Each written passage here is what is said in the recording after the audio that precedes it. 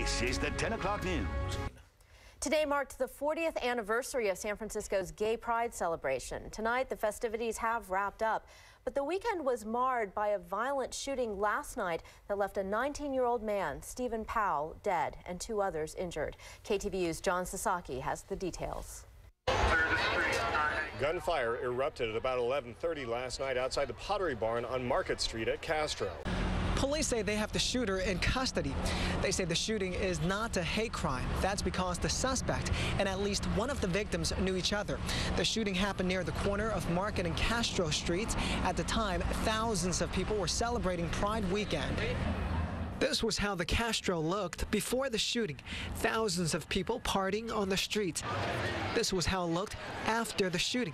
The streets were nearly empty. Here's what one witness said. As I heard the shots and just ran, I turned around and everybody just dispersed. It went from being a crowd full of people to absolutely nothing. Police officers formed a line on Market Street looking for any evidence. They say one man opened fire around 11:30 Saturday night, hitting 3 people. They say 19-year-old Stephen Powell was shot in the chest and died. A 19-year-old woman and a 29-year-old man were shot in the leg. Those 2 are expected to recover from their injuries. Police say there were already extra officers patrolling the street party and somewhere nearby when the shooting happened, so they were able to stop the 19-year-old gunman and arrest him. The cops also recovered a handgun. Police aren't saying why the suspect opened fire. They say they're trying to find out what led to the shooting. The gang task force was called to the scene, but officers say it's too early to tell if the shooting was gang-related. The police department has not released the suspect's name. They say he will most likely face 1 count of murder along with other charges. We have team coverage on the shooting. Crowd Force Dave Gangona has a look at security measures at today's Pride Parade and Pride celebration. With 500,000 people lining the parade route and attending the celebration at Civic Center Plaza, SF Pride President Michaela Connell made sure that they collaborated with the San Francisco police to take proper steps to avoid any acts of violence. Yeah, we are making a few changes just to ensure that nothing like this happens here. We want to diffuse the situations before they ever start and head it off really at the beginning before it ever comes to the point where you need police on the ground arresting people. We have great police coverage. There are police during the parade at every intersection. We have police roaming the festival. We managed to bring hundreds of thousands of people together for the entire day, and they have a great time, and we never really have any serious violence in all the years of Pride. I think there's definitely a heightened awareness. I don't think anybody can ignore what happened last night, and everybody wants to avoid another repeat of that.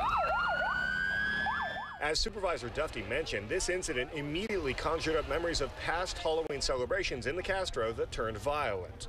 Halloween stabbings and shootings caused the city to end those celebrations. Saturday night's Pink Party is not the same kind of event as Sunday's Pride celebration. It's a nighttime event. I think it's a more adult event, and it tends to be a bit more raucous, but I think we have a different style of event, and so I think that we face a much different level of risk than they do.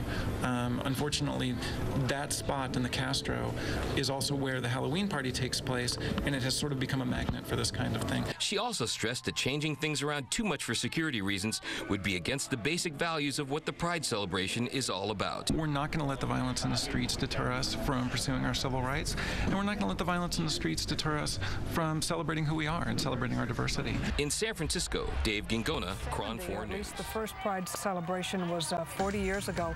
That's why this year's theme is 40 and fabulous. Cron 4's Maureen Kelly has more on the parade.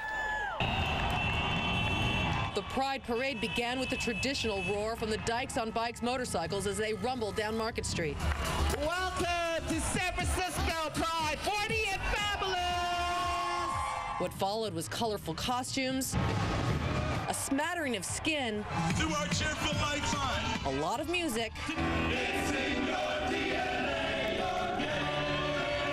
and a whole lot of good feelings.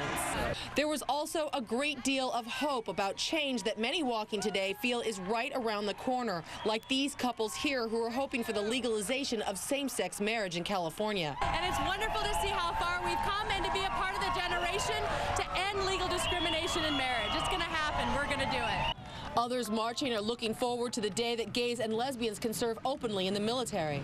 I think it's great that Don't Ask, Don't Tell has made movement this year. We're not quite there yet, but I really am optimistic about it. We just need to get it through the Senate, get it signed, and get it repealed. killed right away, because every day that a service member loses their career because of this is the wrong thing.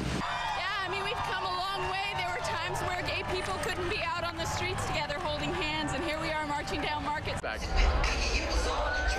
At Pride today, it seemed clear that last night's shooting left few, if any, people feeling unsafe. I haven't seen any, hurtful things happening, and if there are, I'm sure the cops will stop it. It doesn't matter where you are. You never know what's going to happen. An estimated 500,000 spectators lined Market Street for today's San Francisco Pride Parade, a far cry from the 200 people who turned out for the first parade exactly 4 decades ago, giving credence to today's theme of Fabulous at 40. It's so fun, and you get to meet all these cool people. Fran right here, woo! Butch right here, Elizabeth right here, woo! Go Pride! People who just met each other crammed in close along the 8-block route to watch representatives of every sexual persuasion possible walk, ride, and dance by. Happy Pride! Happy Pride! Although other large pride parades are held in New York, Chicago, and Los Angeles, San Francisco is considered by many to be the preeminent event, and it serves as an inspiration worldwide. I'm one of the original people who tried to start it in Vancouver, and we had about 150 people 25 years ago, and now we have a big parade like this too. Many people have personal reasons for attending. Because my brother's gay and I'm proud of him. Her brother and many people here are proud of their strong family support. Some people, their parents can't handle it, and I couldn't imagine that. Parade participants include police, cheerleaders, and celebrities.